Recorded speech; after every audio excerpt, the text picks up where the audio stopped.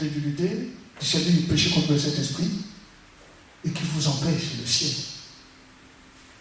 Souvenez-vous de tout ce temps que vous avez été avec le Seigneur, que vous avez servi le Seigneur. Lui qui accusait les frères jour et nuit, combien de fois le diable nous accuse jour et nuit? Alors, dans cette colère, puisqu'il est irrité, il poursuit la femme qui avait enfanté un enfant mâle. Là, l'Église. Puisque nous avons vu avant que l'enfant mâle se trouve au ciel.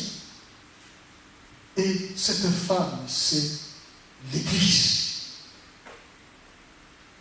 Et cela s'est déjà fait. Le diable a poursuivi l'Église. Le diable poursuit l'Église qui a enfanté l'enfant mâle, qui a même une connotation de Jésus-Christ, qui est le corps de l'Église.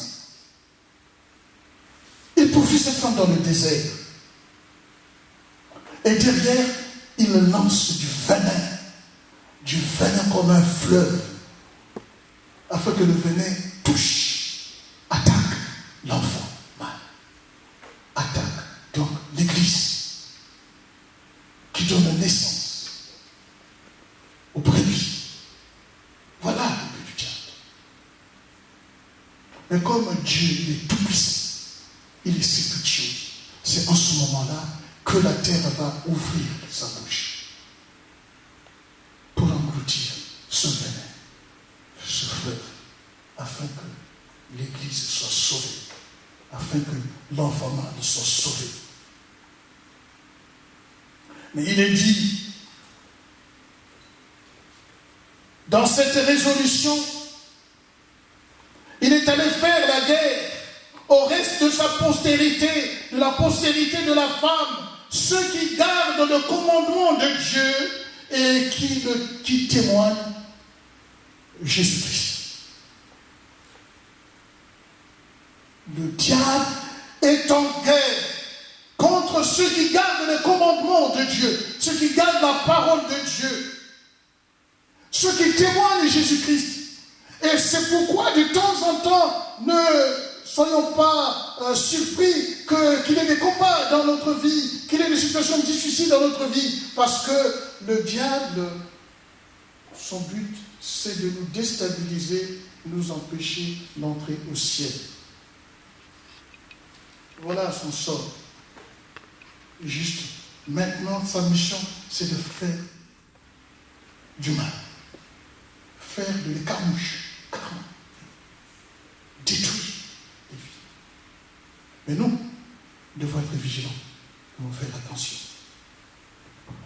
Vous savez, quand il y a une guerre, il y a des conséquences. Mais pour l'homme, de très bonnes conséquences.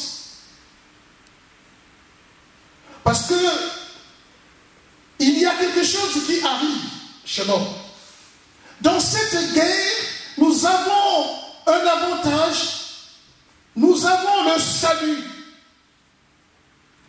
Donc là, c'est une vision accomplie. Dans cette guerre au ciel, Dieu a secouru l'homme qu'il a mis sur la terre lorsqu'il a envoyé son Fils unique, Jésus-Christ, pour nous sauver. Le salut est arrivé.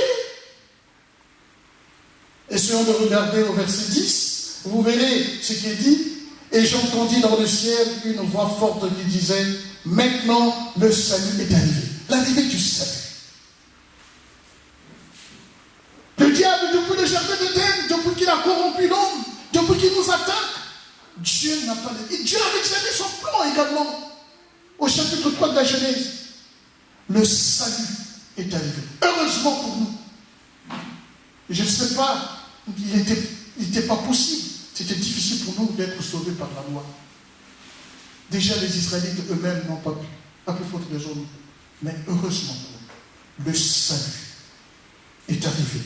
Le verset 10 nous dit, et j'entendis dans le ciel une voix forte qui disait, la voix de Dieu qui parlait, maintenant le salut est arrivé.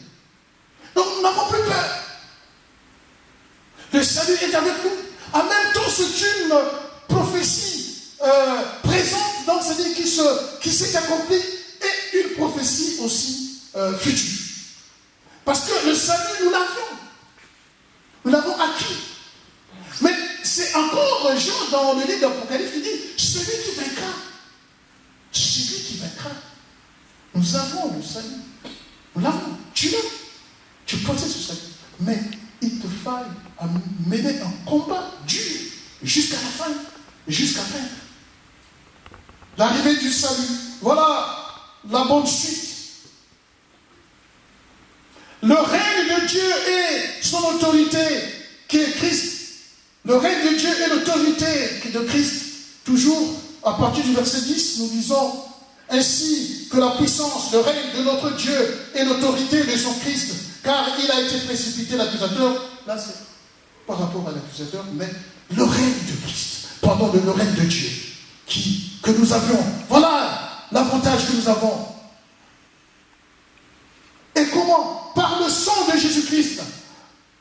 Nous sommes vainqueurs par le sang de l'agneau. Il a fallu que Jésus verse son sang. Donc là aussi, il y a un accomplissement de la volonté de Dieu, du message de Dieu, de la vision que Jean nous présente dans ce livre.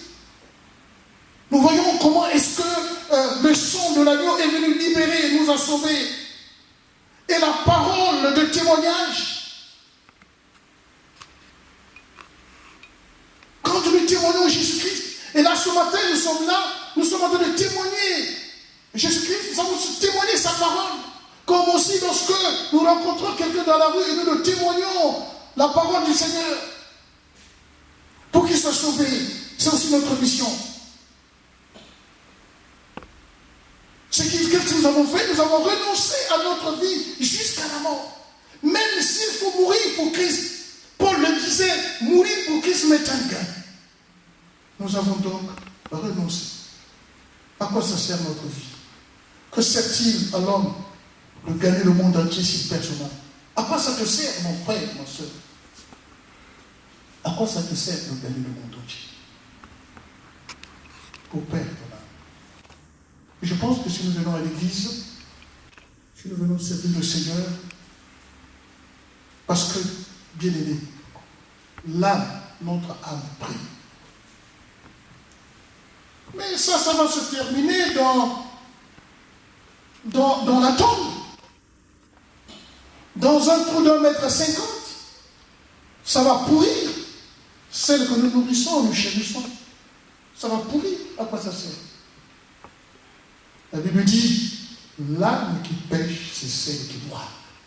Alors, tu as la mort de cette chair, la pourriture, et il y a aussi ton âme qui meurt. Non, non, non, bien aimé. Fais tout.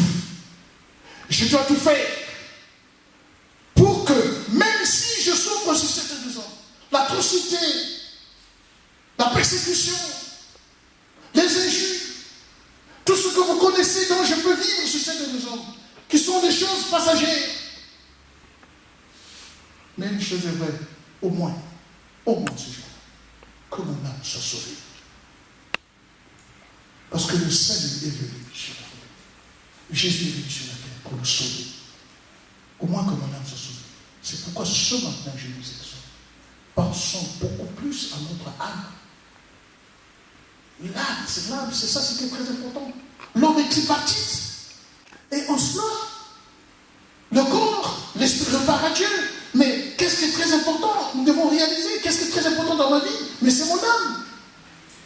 Que mon âme soit sauvée.